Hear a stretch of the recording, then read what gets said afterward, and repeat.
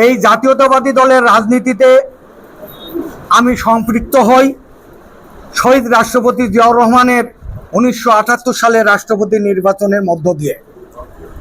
1978 সালে জাতীয়তাবাদী দল 1 সেপ্টেম্বর সৃষ্টি হওয়ার পর জাতীয়তাবাদী যুবদল যখন 1978 সালের 27 অক্টোবর সৃষ্টি হলেন, সেই যুবদলের নেতৃত্বের মধ্য দিয়েই আমার এই দলের সাথে সম্পৃক্ততা। সর্বসময়ই আমার পারিবারিক অবস্থান এবং সচ্ছলতার কারণে বেশিরভাগ সময় দলের জন্য দিতাম এবং দলের জন্য একনিষ্ঠভাবে কাজ করতাম। এবং বিগত 17 বছর আন্দোলন সংগ্রামে আপনারা দেখেছেন, এখানে মূল সমস্যাটা হয়ে দাঁড়িয়েছে হাবিবুর রহমান হাবিব, যিনি আওয়ামী লীগ থেকে বিএনপিতে যোগদান করার পর, যার ভিতর কোনো শিষ্টাচারিতা নেই, যিনি অত্যন্ত নিজেকে কি বলে ওইটাকে একঘেয়েমি আচরণ করেন। আপনারা জানেন কি, যার পিতা যার কাছে রেহাই পায়নি। 1974 সালে উনি সভাপতি ইউনিয়ন পরিষদের মেম্বারে উনি অংশগ্রহণ করেছিলেন ওনার পিতার বিরুদ্ধে। তখন 3 জন প্রার্থী ছিল, উনি ওনার পিতা এবং আজিজুল হরিণ নামে বিএনপি পরিবারের এক মুরব্বী। আজিজুল হরিণ জয়লাভ করেছিল এবং ওনার পিতা এবং উনি দুইজনই পরাজয় করেছিল। যার কাছে তার পিতারই মূল্যায়ন নেই, সেখানে তো আমরা যারা বিএনপি করি তাদের তো অবস্থা, তার মূল্যায়নের অবস্থা প্রশ্ন ওঠে না।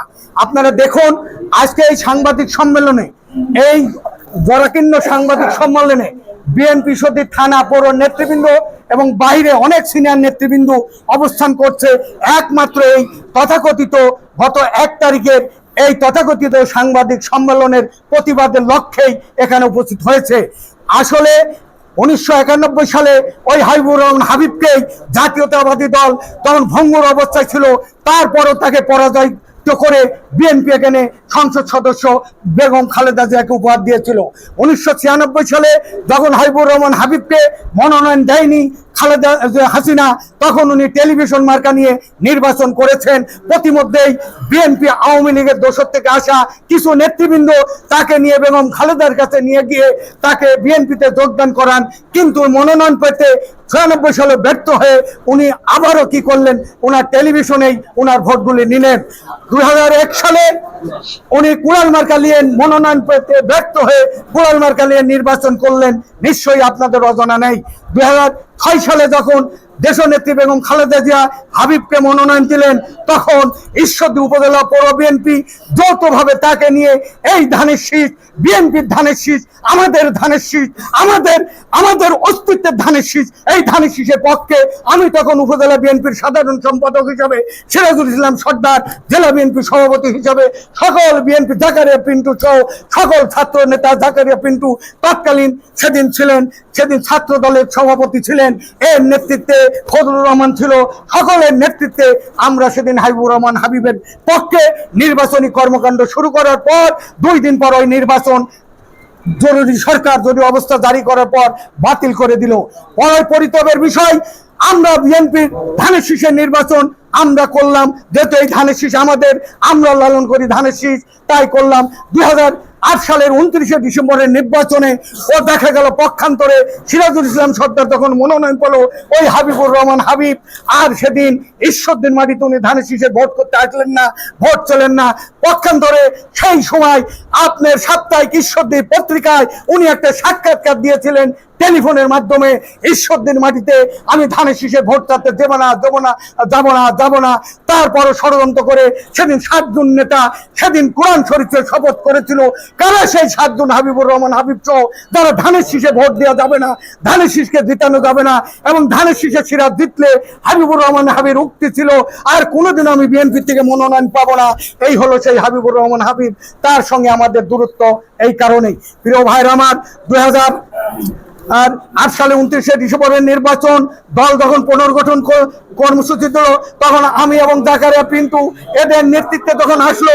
আপনাদের আমি স্বল্প সময় বলছি, তখন দেখা গেল আন্দোলন সংগ্রামে ঈশ্বরদের মাটিতে আপনারা কি দেখেছেন কখনো হাবিবুর রহমান হাবিব এবং তার যারা আছে আজকে ঈশ্বরদের মানুষ কিছুদিন আগে প্রেস ক্লাবে সাংবাদিক সম্মেলন করে ঐক্যের ডাক দিয়েছিল। আজকে আন্দোলন সংগ্রাম, আজকে হাবিবুর রহমান হাবিব 18 সাল পর্যন্ত দেখা যায়নি। 2024 সালে পূর্বে ঈশ্বরদের মাটিতে শুধু কিছু কিছু দিবসে ওই শাহপুর কর্মসূচি করেছে, তাকে শুধু দেখা যায়নি। 18 সালে মনোনয়নের পর আমরা বিএনপির কর্মীরা আমরা স্তম্ভিত হয়েছিলাম। আমরা বিএনপি সিদ্ধান্তের বিরুদ্ধে অবস্থান নেইনি, আমরা বিক্ষোভ করিনি। আমরা সেদিন বিক্ষোভ করেছিলাম কখন, যখন হাবিবুর রহমান হাবিব আমাদেরকে কমপ্লেন করে আমরা ধানের শীষে নির্বাচন করার সিদ্ধান্ত নিলাম, তখন হাবিব আমাদের বিরুদ্ধে কমপ্লেন করে থানা বিএনপির কমিটি বিলুপ্ত করলো, পৌর বিএনপি স্থগিত করলো। তারই পরিপ্রেক্ষিতে সেদিন আমরা বিক্ষোভ করেছিলাম। আমরা হাবিবের কুশলিতা দাহ করেছি। আজকে বিএনপির নেতা হয়ে উনি ওপেন টেলিভিশনে, উনি টকশোর মাধ্যমে উনি কোন ইয়েতে উনি আজকে সেই সমস্ত সন্ত্রাসীদের পক্ষ অবলম্বন করে উনি টকশো করলেন এবং সেনাবাহিনীকে দোষারোপ করলেন। দেশপ্রেমিক সেনাবাহিনীকে কুলুষিত করার জন্য ওনার যে অভিপ্রায় ছিল আপনাদের মাধ্যমে আমরা নিন্দা করি। এবং পাশাপাশি এটাও বলতে চাই যে গোপালগঞ্জে যে হত্যাকাণ্ড হয়েছে, উনি শেখ হাসিনার পক্ষ অবলম্বন করে উনি পরের দিন টকশোতে বলেছে যে শেখ হাসিনা যদি গোপালগঞ্জের হত্যাকাণ্ডে যদি আসামি হতে পারে, ইউনুস কেন শেখ হাসিনা যদি ওই জুলাইয়ের হত্যাকাণ্ডে আসামি হতে পারে, ইউনুস কেন গোপালগঞ্জের হত্যাকাণ্ডে আসামি হবে না? বা কাজেই আমি দোষর তার গায়ে লেগে আছে। এবং পিনাকি ভট্টাচার্যের উক্তিও আপনারা শুনেছেন। সর্বশেষ আমি আপনাদের এই সাংবাদিক সম্মেলনে আসার জন্য সবাইকে আন্তরিক ধন্যবাদ জানাই এবং